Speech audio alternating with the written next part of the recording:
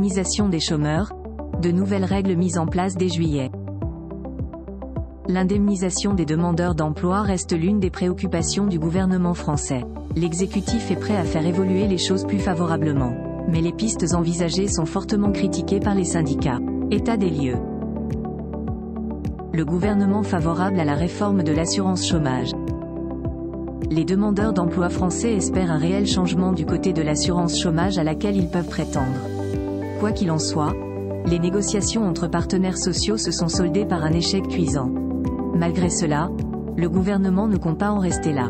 Le lundi 22 avril dernier, le ministère du Travail avait fait une annonce assez enthousiasmante. L'exécutif souhaite reprendre en main les futures règles d'indemnisation. L'adoption d'une telle mesure passe évidemment par un décret.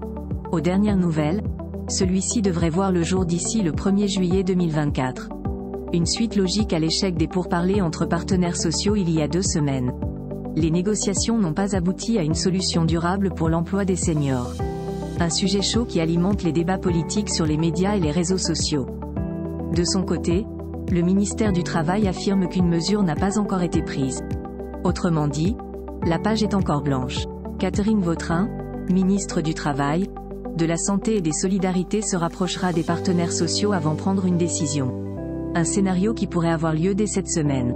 Néanmoins, le ministère du Travail a déjà fait une révélation. Il s'agit de l'âge à partir duquel un demandeur d'emploi bénéficie d'une indemnisation plus longtemps. De fait, celui-ci sera repoussé de 2 ans, en vertu de la dernière réforme des retraites. Pour l'heure, cet âge est fixé à 53 ans. Dirigé par des partenaires sociaux, l'UNEDIC pourrait ainsi réaliser 440 millions d'euros d'économies.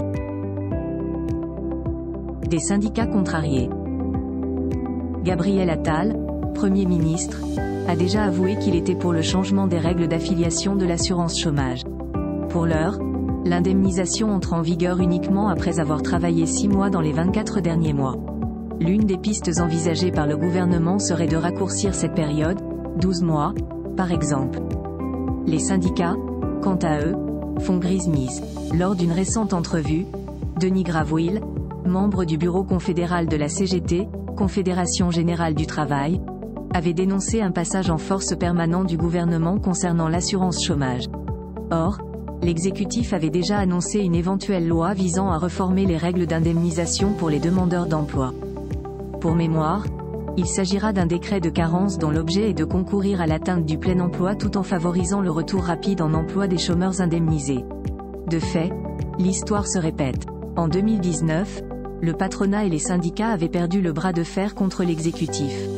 Et, c'est toujours le cas. Le syndicaliste dénonce, c'était écrit d'avance, cet échec. Les lettres de cadrage que nous envoie le gouvernement sont tellement contraignantes qu'on ne peut qu'arriver à des baisses de droits pour les salariés ou bien à une absence d'accord. Avant même la fin des négociations, Gabriel Attal s'était déjà exprimé pour dire qu'il fallait réduire la durée d'indemnisation. La feuille blanche, mon œil. Selon lui, il n'y a plus qu'un chômeur sur 3 qui est indemnisé aujourd'hui.